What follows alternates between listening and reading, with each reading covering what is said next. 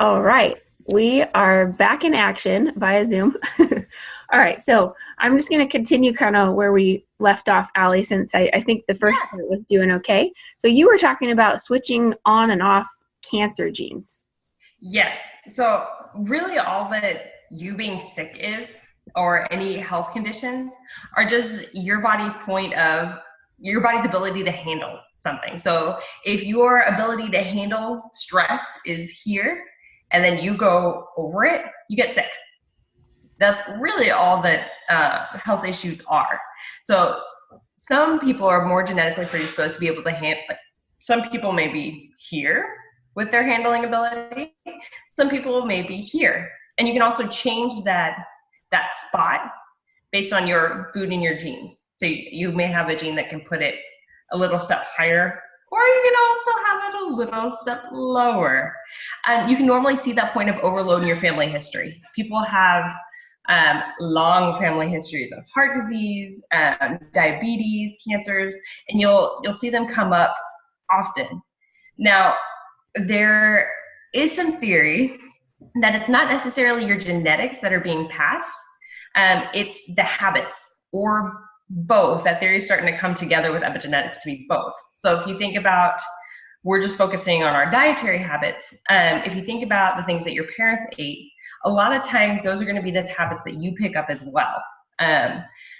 For example, your mother is a big influence in soda consumption. If you see her having sodas, she is going to be more of an influence on your life in that aspect than most of the time your dad is. So there is a strong correlation between soda consumption or extra sugar in your drinks and diabetes. So if your mom has type 2 diabetes and is a soda drinker, and you pick up the soda drinking and develop type 2 diabetes, it wasn't necessarily your genes, it was your habits. So we can put some blame on dad. A lot of the habits that are passed on from dad are things like eating out, snacking. Snacks are a big habit passed on by dad, mostly because normally the dad worked.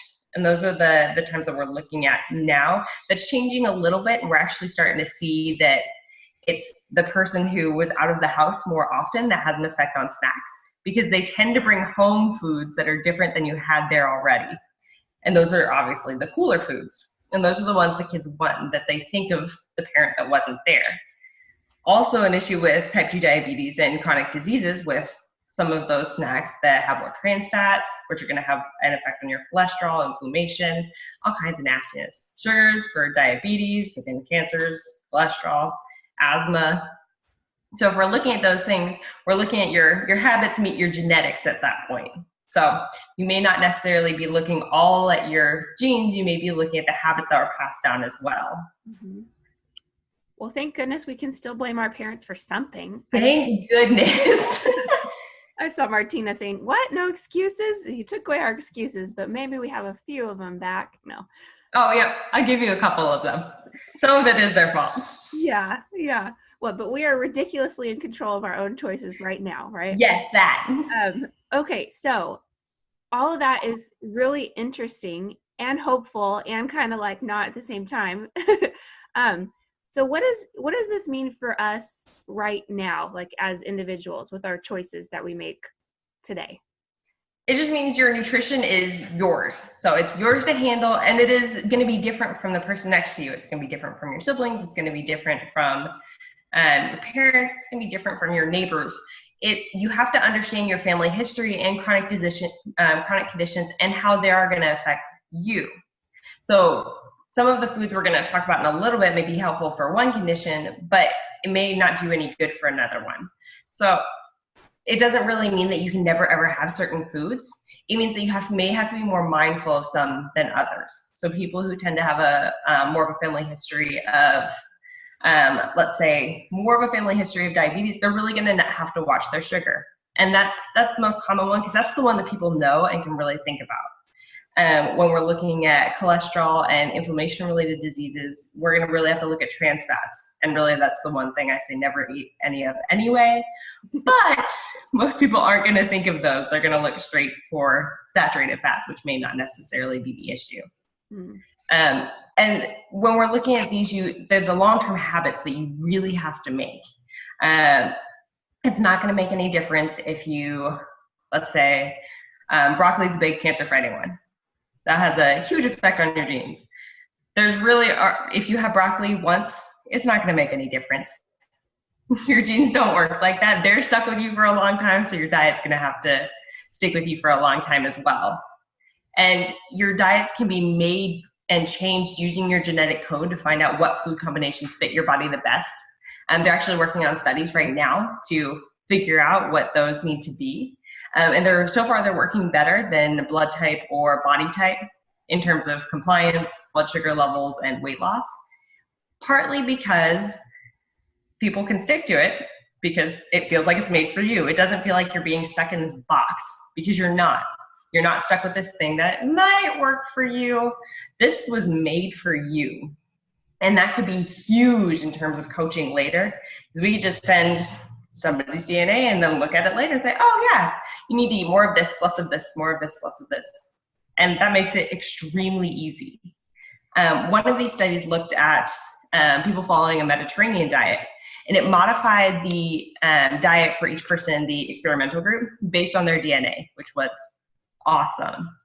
So just to give you an idea of what they did, people who had a gene that changed the way you metabolize folic acid, it's a B vitamin, were supplemented with a folic acid supplement, B6 and B12.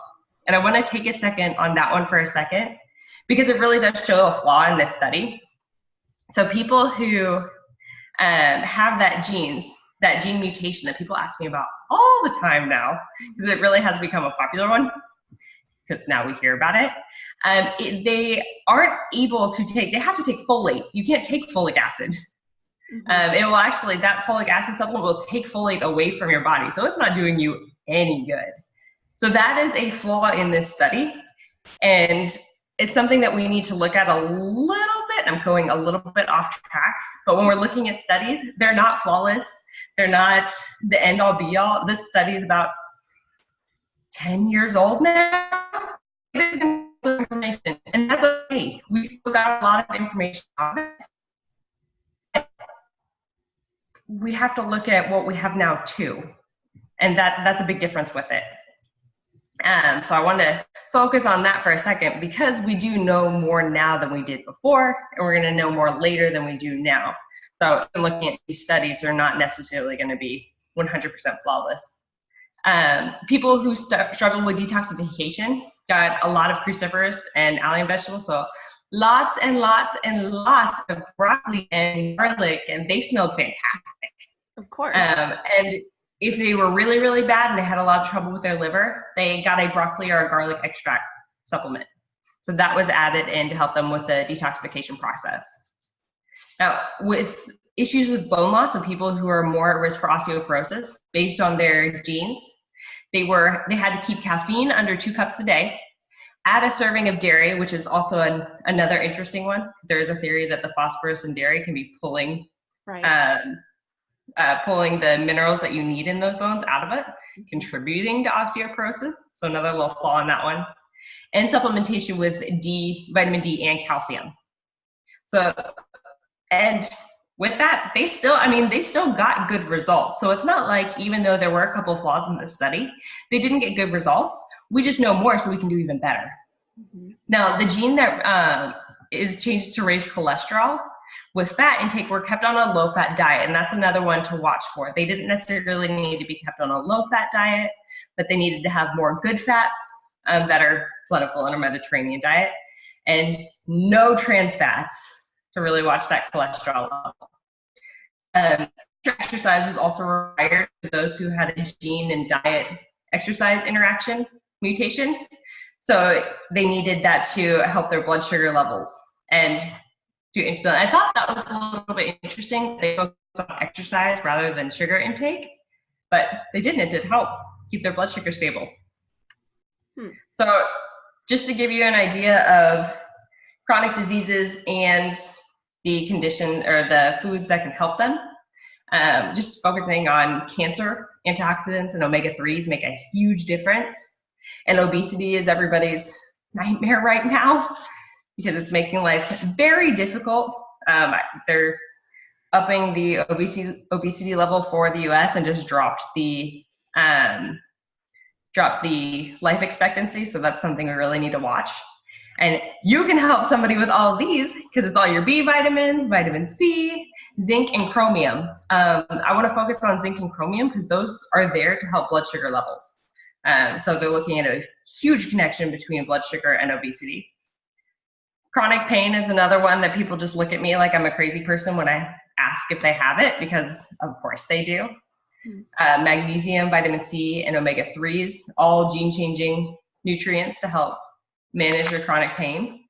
Diabetes is going to be vitamin C, B vitamin, zinc, and chromium. Notice that it's very similar to obesity. They are very connected, so that's something we really have to watch. Blood pressure is going to have, if you supplement with vitamin C, E, and your good fats, those will also help, along with magnesium, calcium, and potassium. As much as I want to say high cholesterol, it's not high cholesterol, it's dyslipidemia.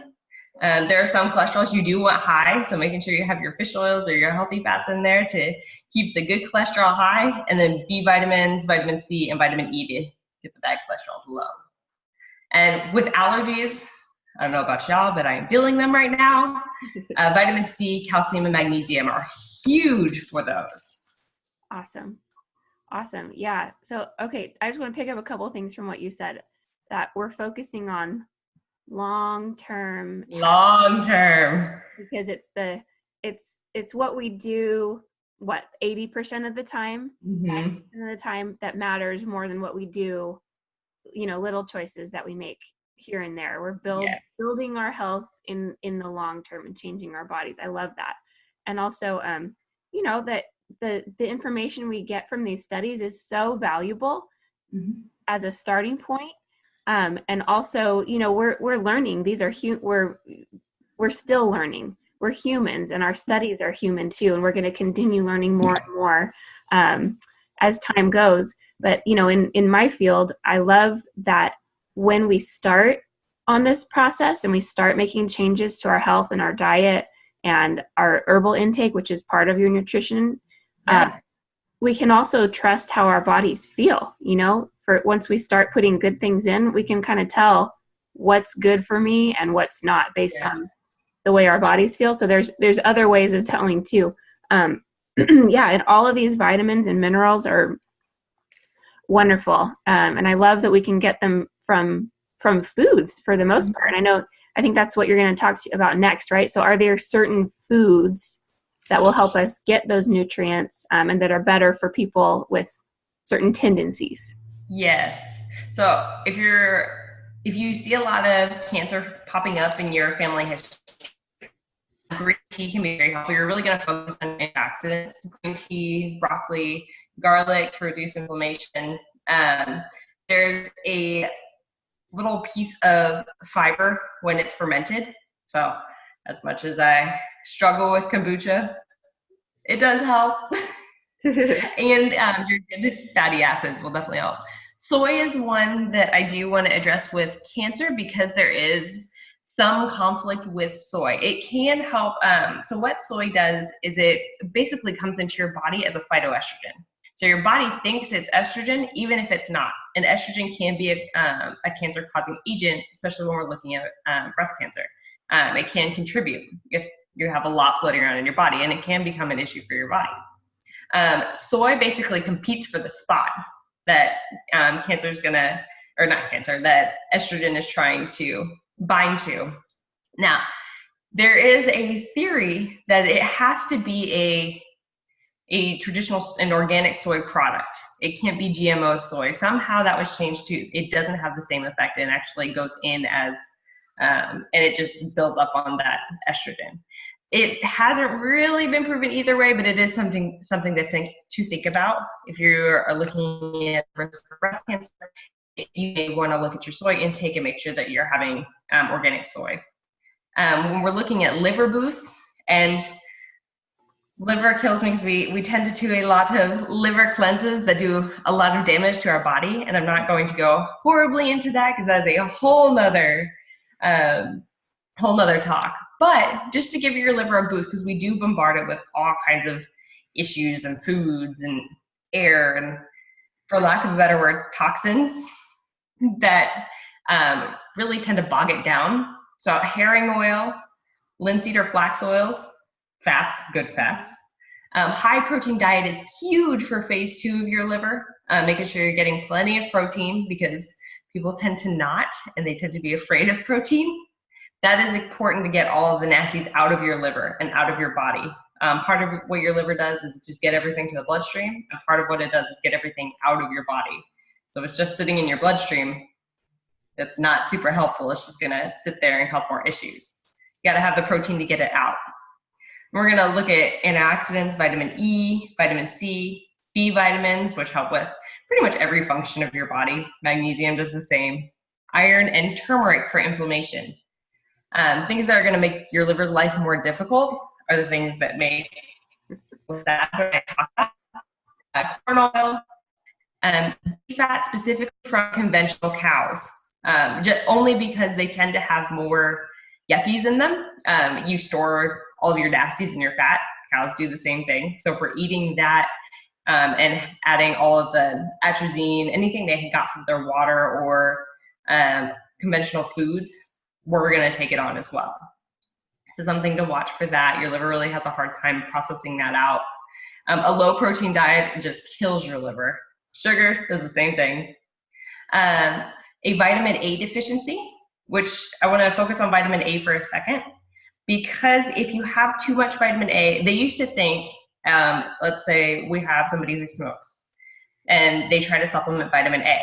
That would make sense because vitamin A is supposed to help with lung cancer, right? Not with a smoker. It actually makes it worse. It puts them more at risk for lung cancer, which is a huge issue. There's a theory that it is because it actually breaks the vitamin A, and it basically makes it from an antioxidant to a free radical. So it's causing more of an issue than it was originally intended. So no excess vitamin A supplementation if you smoke. The obvious ones with liver, alcohol, tobacco, coffee if it is conventional coffee. It's not necessarily the caffeine, it's more the pesticides on the coffee. Estrogen supplementation, including oral contraceptives. Cruciferous vegetables are an interesting one because if you tend to have trouble with detox, you would normally want to eat more cruciferous vegetables. There is one gene mutation that has an issue with that. So if you have too many cruciferous vegetables like broccoli, cauliflower, and there's one more that's Brussels sprouts, there we go. Your liver can have trouble getting them out. It is extremely rare, but I just thought I'd bring it up to show you the differences in people. So if you have that gene mutation, which is, it's rare, but it can make life harder on your liver if you do have it and you are having those vegetables. Hormone balance is one that people have issues with. Exhaustion, general issues, just estrogen, testosterone, but we're looking more at your and your thyroid glands. Making sure that you're having fewer carbs, more protein, making sure that you're getting a good overall diet. And then oxidative damage is really just getting old. You want to have plenty of antioxidants, which are easy because we see them everywhere now. It's a great buzzword. Green tea, rosemary, plenty of non-starchy vegetables, and good fats will help with those, making sure that you're setting your body up for success, not having too much oxidative damage, aging you too early. Mm-hmm. Awesome. So it broke up a little bit when you were talking about hormone balance, but I think you were talking about having higher protein and lower carb for that. Yes. So I want to make sure to go back to that because it kind of broke up a little bit. Yeah. Yeah. So, okay. I love that you called them the store nasties in their fat. That's such a nice, it's a cute little word for things that your body doesn't like, right? Yeah. And so I mean, there are different, obviously there's different foods for different types of bodies and what's going on, but there are some things that sounds like across the board, you're are pretty across the board healthy, like lots of plants, right? Yeah. So they're always high in antioxidants and tons of compounds that we haven't even studied yet that our bodies love. High in good fats, get good sources of proteins, and not pesticides. And that's so interesting about the one gene mutation with cruciferous vegetables. That's, Isn't it weird? yeah. I wonder for those people if there would be physical, like if they'd have trouble with the veggies and be able to tell that way. Probably. That one's really hard because we tend to come into contact with so many nasties anyway, that's why they were having trouble with it. Right. Because there were so many other issues that were coming up because of our air quality or our water quality, that it was hard to even pinpoint the right gene. Yeah. There's no test for it because we can't find it. Yeah. That for some reason they were having a minor issue with those vegetables, but really it could have just been where those vegetables came from. Could have been some kind of pesticide on those vegetables. It could have been something in the water. But it only came up in about 1 or 2 studies, and interestingly, those vegetables came from the same place. But it's worth thinking about. Yeah, yeah. Well, cool. Thank you so much for spending time with us today, Alli, and sharing your knowledge. I learned a lot of new stuff. So if my friends on my page would like to learn more about what you do, where can they find you? But the easiest way is to go to the Facebook because it takes you everywhere. It's just Endurance Wellness Coaching.